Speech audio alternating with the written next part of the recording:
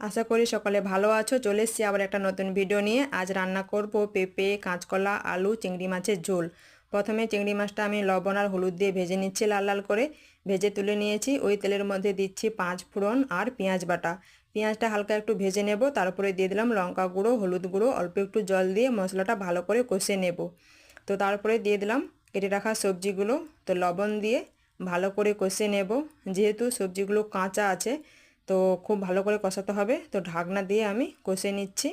তো কষে নিয়েছি, তো এবার দিয়ে দিচ্ছি জল।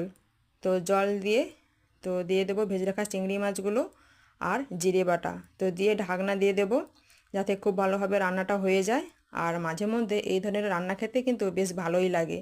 তো রান্নাটা প্রায় হয়ে এসছে। তো দেখুন রান্না রেডি, কাঁচকলা, পেঁপে, চিংড়ি মাছের ঝোল। যদি ভিডিওটা ভালো লাগে অবশ্যই লাইক করে দিও, আর এখনও পর্যন্ত যারা সাবস্ক্রাইব করোনি